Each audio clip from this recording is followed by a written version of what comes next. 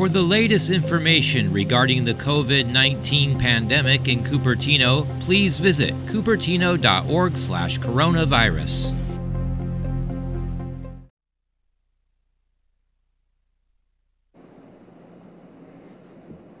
So good afternoon, everybody. I'll jump right in. We have a busy update here today. Nothing more pressing than the activity in Northern California over the course of the last 24 to 36 hours, particularly two new active wildfires that we're monitoring and putting a tremendous amount of resource and investment in. And that's the Glass Fire in Napa County and the Zog Fire in Shasta County. The Glass Fire grew substantially overnight, roughly 800 acres to 11,000 acres. A substantial number of structures have been damaged, wineries and other structures in and around the area. Familiar evacuation orders and challenge right now that's been made more acute because of overnight winds. Those winds will maintain themselves. They'll begin to dissipate later in the afternoon, stabilize overnight, which should help with our efforts to take advantage of those conditions and move to advance our containment efforts. But nonetheless, an active wildfire generating a lot of attention, appropriately so, a lot of consternation in and around that region that has been hit over and over and over again over the course of the last number of years.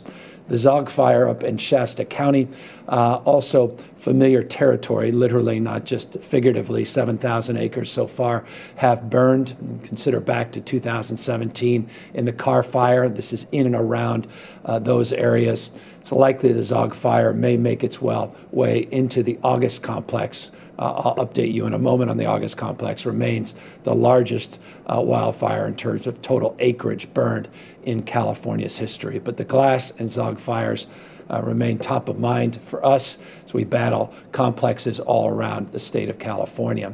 I'll remind you, a slide that's become very familiar in these presentations, 2019, less than 5,500 fires year to date, 157,000 acres burned. So far this year, 3.75 million acres burned, over 8,136 fires again so far this year, 2020. Still remain vigilant with over 18,000 firefighters actively working these complexes, 27 complexes in total that are currently being suppressed, actively engaged in our suppression efforts. Some 7,100 structures destroyed, and those are the structures that we've been able to identify, recognizing that number. Thus, the plus sign you see there likely is to increase significantly. 26 fatalities, tragically, so far in this historic wildfire season. This season has included these active wildfires I referenced, August being the largest in California's recorded history. Last update was 34% contained. Some 846,000 acres had been burned. Total amount of acreage burned has grown, but not substantially, modestly, to 878,000 acres, now 45% contained. So they are making progress on the August fire, with these winds beginning to subside, to die down a little bit over the course of the afternoon into the early evening. That will help advance some of our efforts in this complex.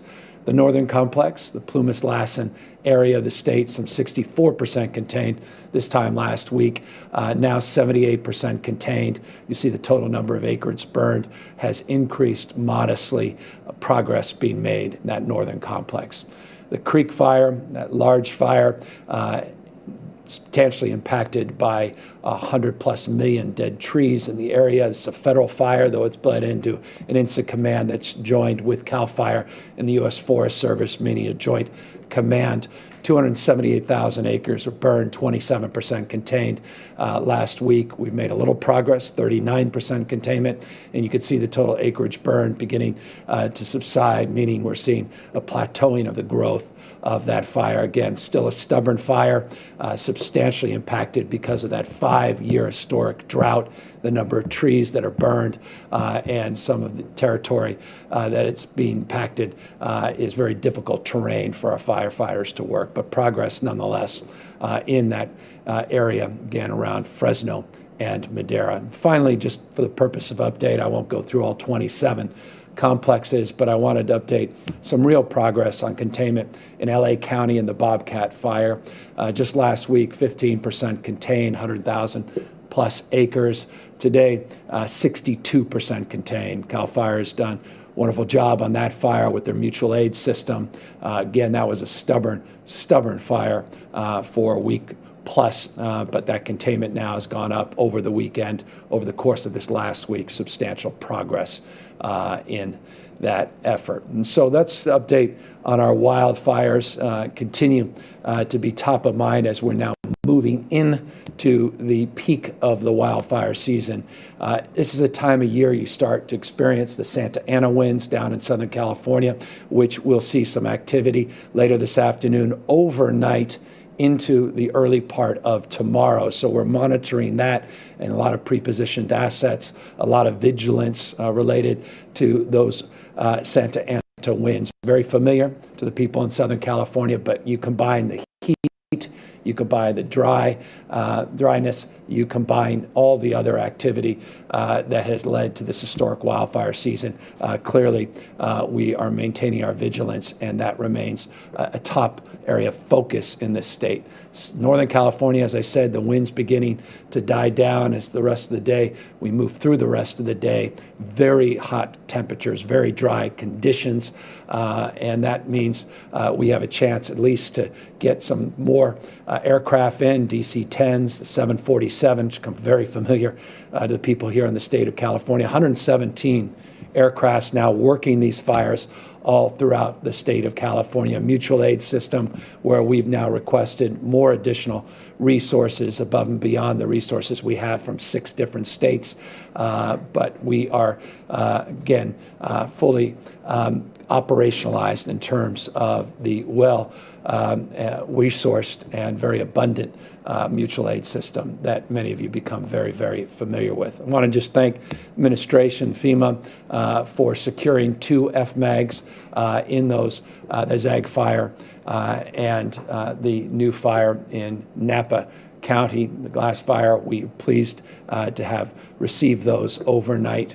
We have additional emergency declarations in to the White House more broadly as it relates to addressing the needs of individuals and businesses and counties and communities torn apart because of some of these other active wildfires in the state. As it relates to putting out fires, of figurative terms, we're trying to do what we can to maintain the progress as it relates to the spread and transmission of COVID-19. Here in the state, you see the latest numbers, 2,955 individuals as of September 27th testing positive for COVID-19. That is lower than the 7-day average of 3,367. We're seeing real progress in total number of tests beginning to go back up as we've been able to navigate some of the challenges associated with the heat wave and some of these other fire complexes impacting our daily average of total number of tests conducted. But you see that number coming back up north of 116,000 over the weekend, was north of 150,000 both on Saturday and Sunday. The good news is the positivity rate continues to trend downward. 2.8% positivity rate over a 14-day period. You could take a look at where we were 14 days ago at 3.6% positivity, now down to 2.8%. The 7-day is slightly higher than the 14-day, and I'm going to get to that in a moment at 2.9%. But nonetheless, we're seeing a continuation of the decline that occurs, of course, not surprisingly, not only in the positivity rate, but you're seeing the hospitalization numbers here in the state, a 20% decrease over the course of the last 14 days. ICU admissions tracking similarly, a 21% decrease.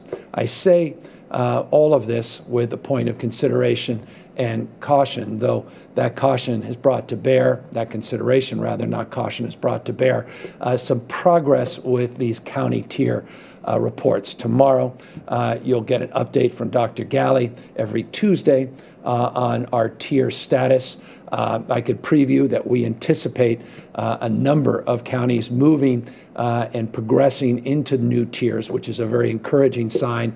You've seen just in the last few weeks, we had 38 counties in purple, 9 counties in red. You could see today 25 counties in purple, less good news, more in red, more in orange.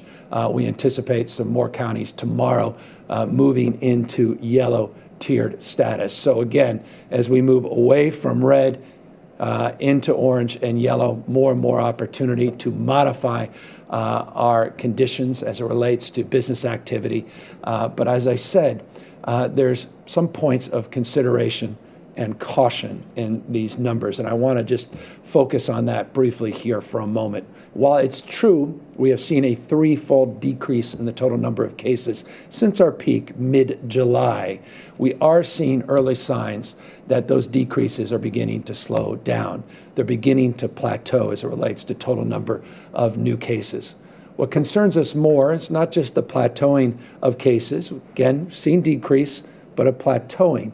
But it's some regions that are beginning to see an upward trend in what we refer to and what is commonly referred to by our health representatives, and that's the R effective. Let's take a look here at 3 different areas of the state where we are seeing some increases, not necessarily in cases, but in terms of the R effective. Here at 0.95%, you'll see in the Bay Area, Alameda, Contra Costa, Santa Clara, among many counties, you can see that trend line where in the last few weeks, the R effective is beginning to march back up. That straight line is the R effective of 1. Anything north of that, we can start seeing an increase in cases. We want to keep that R effective below 1.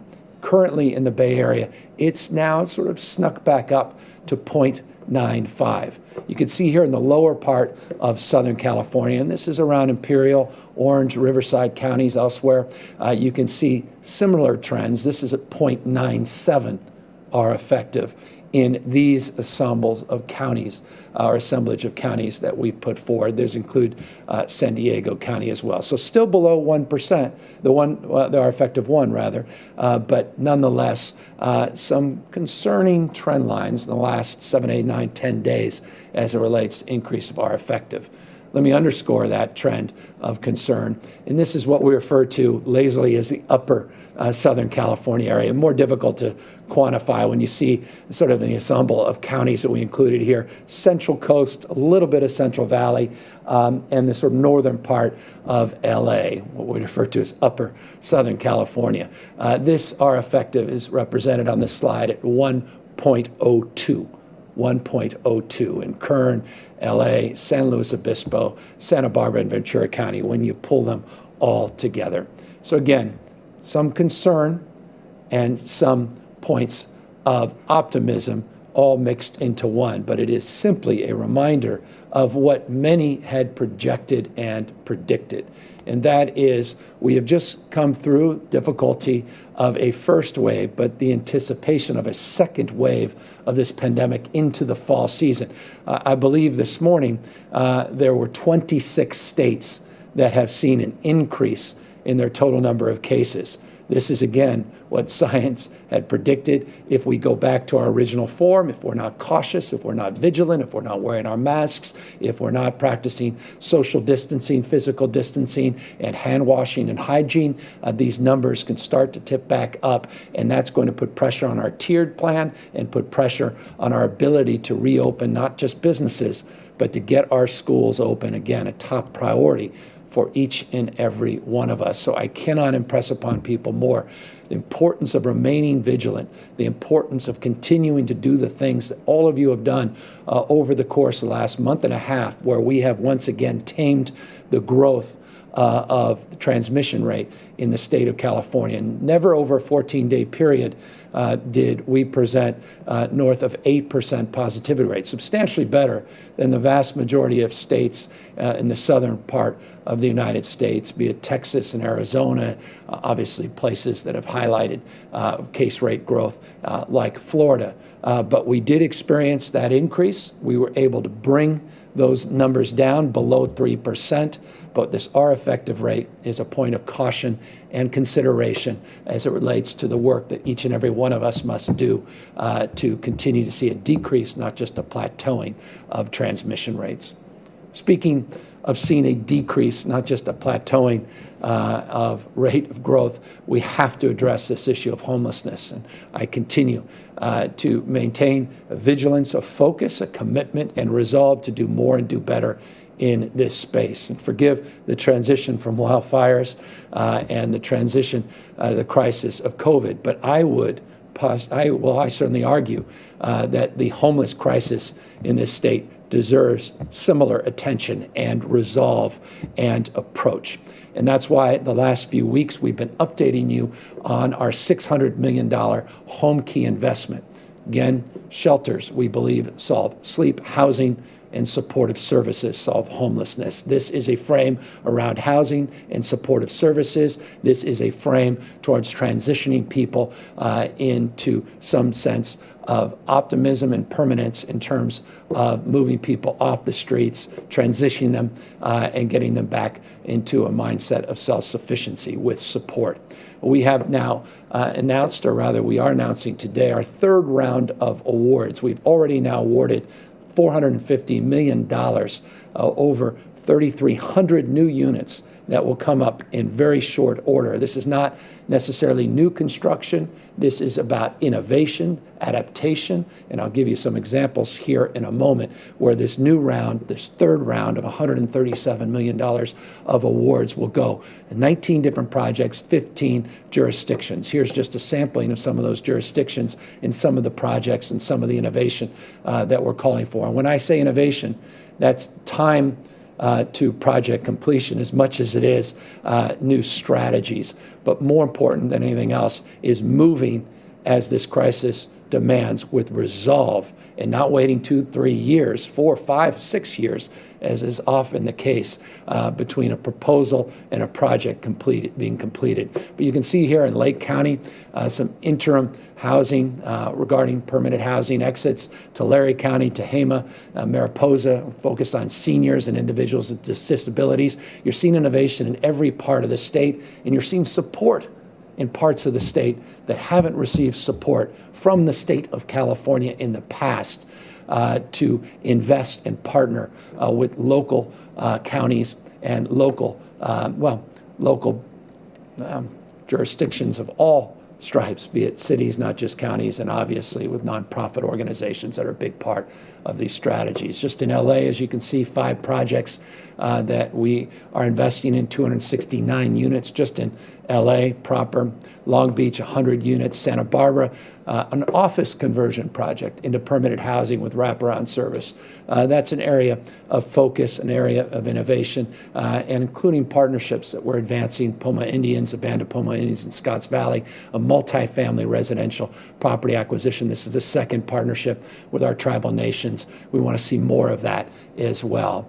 Stockton, I want to thank Mayor Tubbs. He's been very, very innovative in his approach to addressing homelessness in his city. He has a motel conversion, was waiting for this announcement today, including efforts we're making similarly in other parts of the state, including Humboldt, where in motel conversion, similar motel conversion will be taking place very, very shortly. We have $200 million, and this is very exciting from at least my perspective and vantage point, and I hope from yours as well. We have found unallocated money, C-19 money, meaning COVID-related money, $200 million of additional money that we now want to invest in our home key funding. This, we believe, will clear the wait list, or get close. I don't want to overpromise here, but close to clear the wait list for projects that were submitted, this unprecedented number of projects that were submitted, additional 20 more projects pending approval of the Joint Legislative Committee, and I look forward to getting their approval and very grateful for the partnership. Holly Mitchell, many others that are part of that Joint Legislative Committee. Once they sign off on this additional $200 million, we're going to try to get these dollars out into these communities, try to clear as much of that wait list as we possibly can. That will put us at over $800 million in just a few weeks. $800 million in just a few weeks, targeting real solutions, tangible and short-term solutions that will provide long-term supports for homeless individuals in this state. This is without precedent in California's history, and I recognize it's not good enough. And that's why I look forward to updating you on a consistent basis, and I recognize our responsibility to do more, and that's what this $200 million reflects, some creativity and some strategies to advance just that. It's also important that we advance the cause of participating in the census. There's been all kinds of efforts to vandalize the census process. The census process has been impacted by bad public policy decisions coming out of Washington, D.C. It's been advanced and supported by good decisions coming from the courts and sound judgment based upon the law as well. It's been impacted by a myriad of issues, be it floods in certain parts of the country, fires out here on the West Coast, and clearly been impacted by what's happened with COVID-19. And that's why it's critical, absolutely essential, that all of us participate in the census. And I say now because we don't have much time left to complete our census forms. Now, the current court decision that went into effect pushed back against efforts by the current administration in Washington, D.C. To end the census immediately, which has no other purpose than to undercounting the number of American citizens, deepening a divide of distrust, and reducing people's voice in Congress, representation and support. There is no good reason except pure partisan political reasons to disrupt this census process. So we're pushing against all the whitewater, all the headwinds that are coming out of Washington, D.C. And that's why I wanted.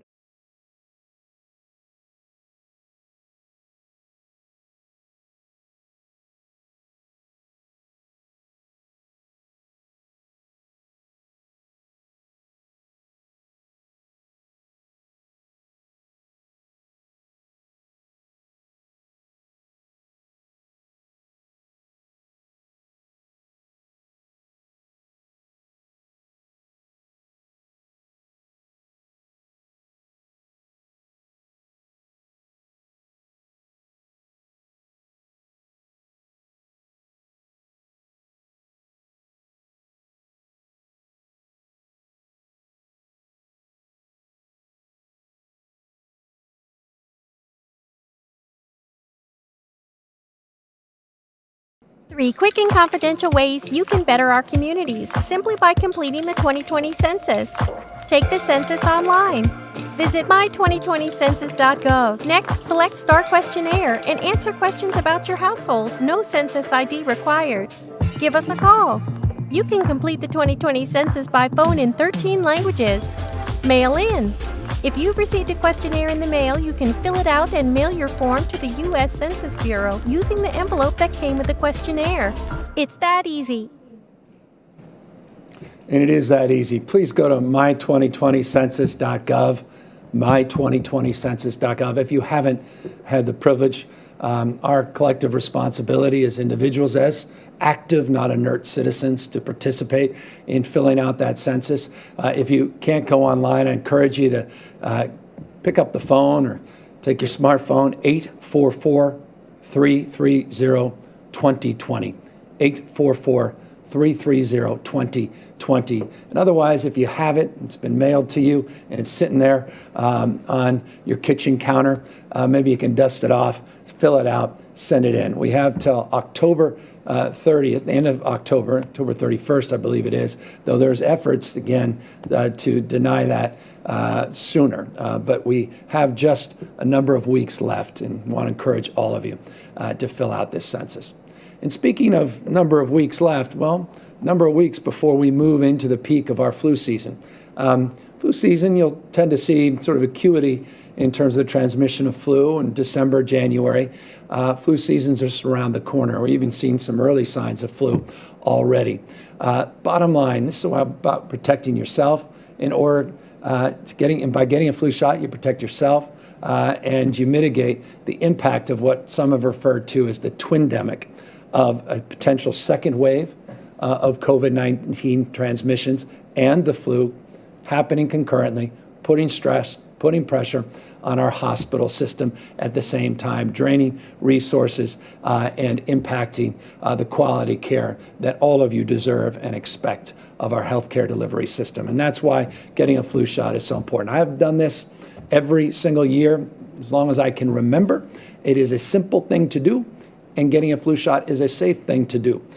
In an effort to demonstrate how simple it is and how safe it is, I thought I would just take advantage of a moment of your time and take the opportunity to get a flu shot here and demonstrate what safely can be done by many of you watching. And I encourage you to do just that. And so I've got my nurse here, my doctor, and I've got the right shirt, which apparently is an issue. So let's roll up the sleeve. Relax that arm. All right. I wanted to show my biceps, because of mine, but I can't do that.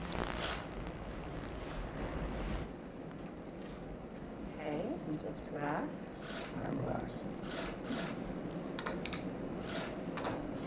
Tell me when you're doing it. It's done. It's done. About as simple a thing as any of us can do. So I encourage everybody to get a flu shot. I thank you for this demonstration. And I remind everybody that the flu season is just around the corner. And so I cannot impress upon you more the importance, the power and potency of getting a flu shot, mitigating the spread and transmission of not only the flu, but as well impacting our ability to care for you, your loved ones, members of the community, as it relates to the spread of COVID-19. And so that is broadly where we are this year in terms of update, or rather this week in terms of an update. You can see additional information here on this slide of purpose of preventing the transmission of flu and the broader construct of helping all Californians stay healthy. We encourage you to do the same. As always, we end by reminding you of the power and potency of addressing not only the issue of the flu, but addressing transmission of COVID-19 of wearing a mask. It's an interesting point that in the southern hemisphere of this country, rather in the world, southern hemisphere, in places like Chile, in places like Australia, in South Africa, they saw a relatively mild flu season because of people's ability to address not only the transmission of COVID-19, but as a consequence, the benefits of doing so by wearing a mask, transmission of the flu. So practicing physical distancing, washing your hands, minimizing mixing, and wearing these masks will also help us with flu season, not just with transmission of COVID-19. So this slide, very familiar to all of you, is even more important in that frame and in light of our pending flu season. So with that, happy to, of course, answer any questions. And again, thank everybody for your time and your attention. Jeremy White, Politico. Hey, Governor. Thanks for giving us some time. You have been among many Democrats who have warned about what the impact of a sixth conservative justice on the Supreme Court would be. I was hoping you could talk with a little more specificity about some California policies, particularly parts of your agenda that you fear could be endangered by a sixth conservative justice. Yeah, I don't want to get too much in the weeds, except to say on social justice, economic justice, environmental justice, broad strokes, I'm very concerned. I'm concerned clearly about tens of millions of people that have pre-existing condition protections because of the ACA, the expansion of the Medicaid system in this country and the impact that could have, millions of people losing the ability to get quality health care as a consequence of the ACA. I'm worried about the environment, the clean air, I'm worried about clean water. I'm worried about the capacity for states like California to continue to lead not just this nation, but lead the world in terms of low carbon green growth. I'm worried broadly about protection of minority communities, the LGBTQ community. I'm worried about a series of issues that obviously present themselves self-evidently as points of concern and points of departure as it relates to precedent, not least of which the impact on Roe v. Wade, the impact on people's freedom of choice a value we hold dear here in the state of California. And so clearly, those are points of concern. 6-3, ideologically conservative majority could be impactful on all of those issues and more for decades potentially to come. So this is a profound moment in our nation's history. And I know that all of us are anxious, at least those of us that share concerns about the stacking of the court from an ideological bent, and obviously makes this election even more essential and more important. Adam Beam, Associated Press. Thank you, Governor. I have two questions. First, while the coronavirus numbers have been improving, Dr. Galley warned last week of an expected increase in cases and a potential 89% jump in hospitalizations in the next month. Now, in some counties, that could mean businesses, again, have to close or restrict services. So what do you say to those business owners who say they can't survive a third shutdown? And secondly, as more schools are now offering classroom instruction, have you and the First Partner decided whether your children will attend school in person? Well, it depends when the school makes a decision about whether or not they can move in that direction based on concurrence with the county. There are hundreds of schools, I think north of 600 the last I checked, though I'll happily update you on that number, that have received waivers from all over the state of California in elementary schools. My kids, oldest just turned 11, youngest is 4, so we're in that category broadly. But beyond that, I have no update for you as it relates to my specific status and my family. As it relates to the broader issue of transmission, I would say to all the business men and women, I would tell all the entrepreneurs and parents included that we maintain our vigilance. If we continue to practice physical distancing and social distancing, we minimize mixing. If we abide by these mask mandates, then we can substantially address the concerns that you raised in your inquiry, and that's fundamental and foundational. We all need to maintain our vigilance. As we modify, as we make progress, and we are making progress, you will hear Dr. Galley tomorrow update you on the tiered status. Many new counties are moving into new tiers that will allow them to modify with modification to begin to reopen businesses and the like, that we do so safely and we do so with our eyes wide open, that we again are moving into the fall.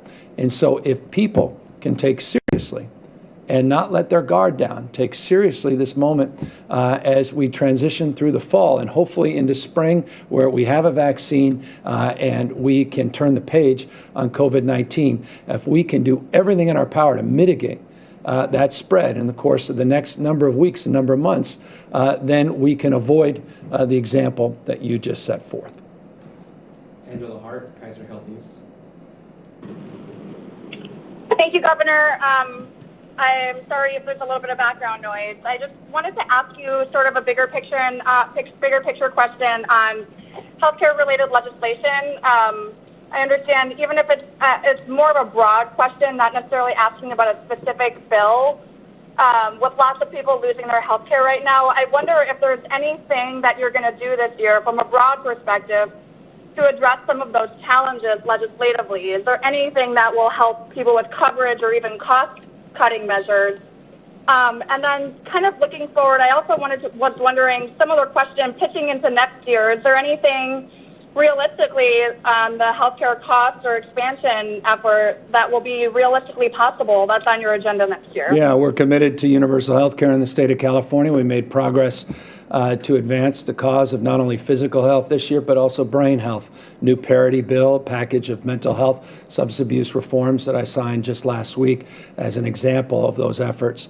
We are committed to the long haul of not only reforming our Medicaid system, Medi-Cal here in the state of California through a program called CalAIM into the future. It was delayed because of budgetary constraints this year, but that reform we are committed to advancing over the course of the next few years to reimagine our mental health and physical health financing system, funding system, incentive system, prevention system, a program that we have worked hard to design, and now a program that we look forward to advancing. So we are committed to that cause. I'm already working through the last, few dozen bills that are on my desk ending this legislative session. They have to be done by this Wednesday, but also concurrently working on next year's budget.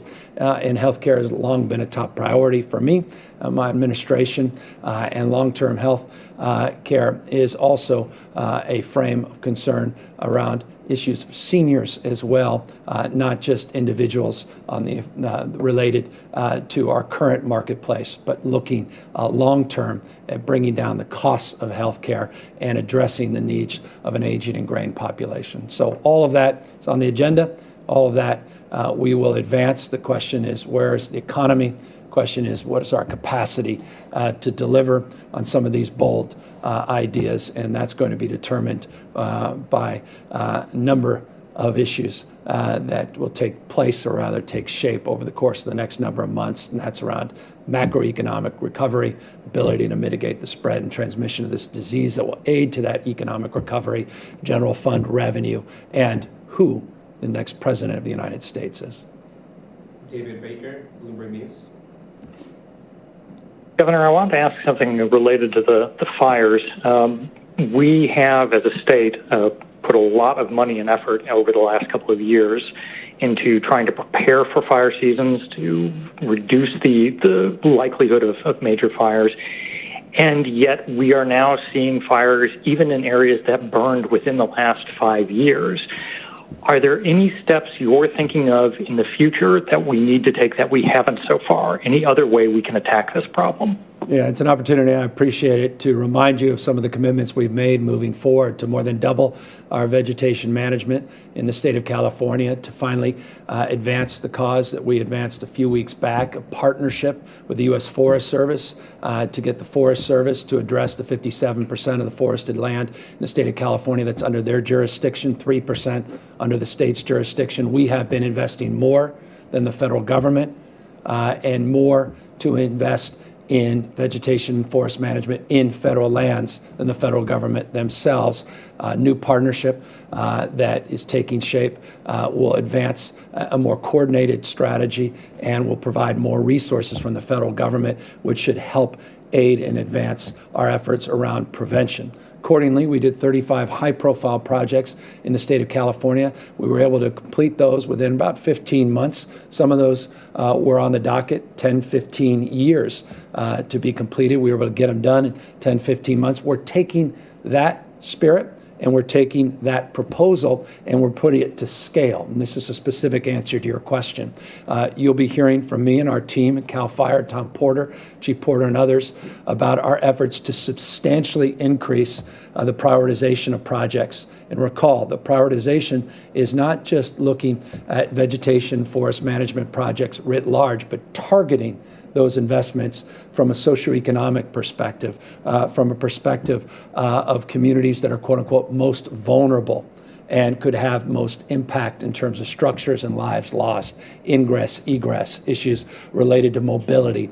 And so you'll be hearing a lot more about those efforts in the coming weeks. In addition to that, as I just noted, I'm putting together next year's budget in real time. We put an historic amount of money in the budget. Going back to last year, the Brown administration, the first 2 years of my administration, we're going to do more still to invest in prevention, pre-deployment of assets, more firefighters, better technology, TechnoSilva technology, which was part of our IF2 proposal of innovation, has really aided our efforts this year in looking at predictive fire analysis, allowing us to pre-position assets based upon weather patterns using some of the latest technology. We have infrared technology, new cameras that have been deployed not only by the state but by the IOUs themselves, more still coming in that space. New equipment that's finally coming online, more air suppression equipment, more traditional equipment that has been procured but hasn't been yet delivered, that is being delivered this year, next year, and more still to come after that. So there's a lot of progress. We're not standing still. We're not just victims of fate. We want to shape this future. We want to work on suppression, work on prevention, and then work on adaptation and strategies that are longer term as it relates to decarbonizing our economy. And I think we took a bold and very direct step there last week with a number of announcements, and we look forward to codifying those efforts with the California Air Resources Board and the incredible leadership of Mary Nichols, and work with the legislature to advance that collective cause as it relates to changing the way we produce and consume energy here in the state of California. Julie Watts, CBS 13. Hi, Governor. Thanks so much for taking our question.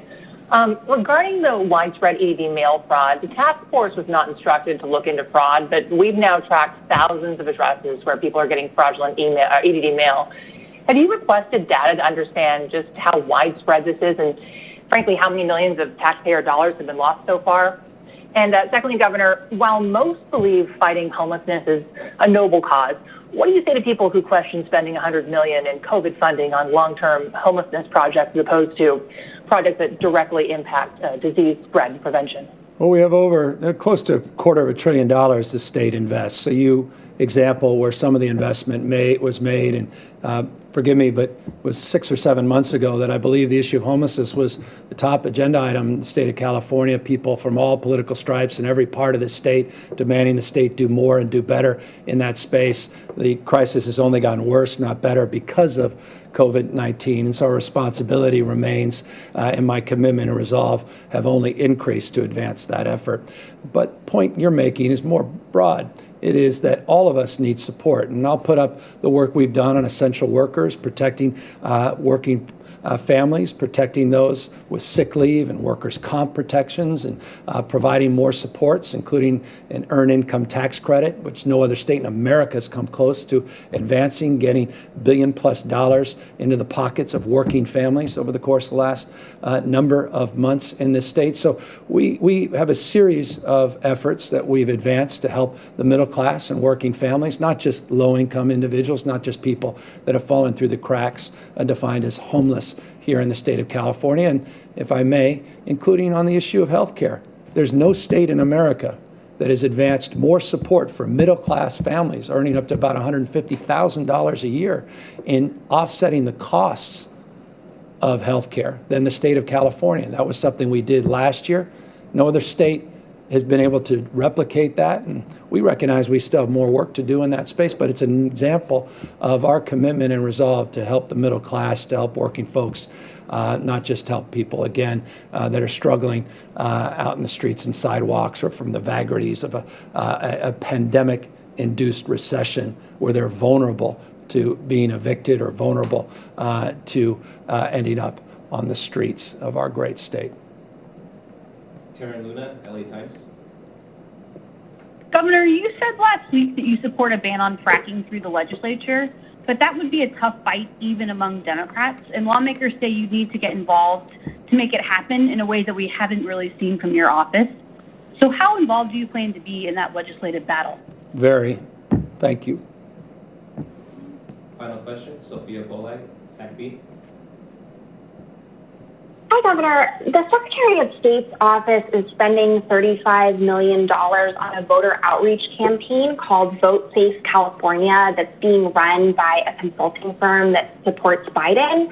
I'm wondering, how do you respond to questions raised by Republicans that this contract was pushed through illegitimately? Yeah, I just don't know the details, so forgive me, the specific contract that the Secretary of State's office has put out. Let me look into that, happily get back to you. Let me thank everybody for their time and attention. Let me thank all of you that continue to have done a wonderful job to mitigate the spread and growth rate of COVID-19. Again, I cannot impress upon us more when you look at these R effective rates starting to creep back up, the importance of being vigilant, importance of maintaining our vigilance to mitigate the spread.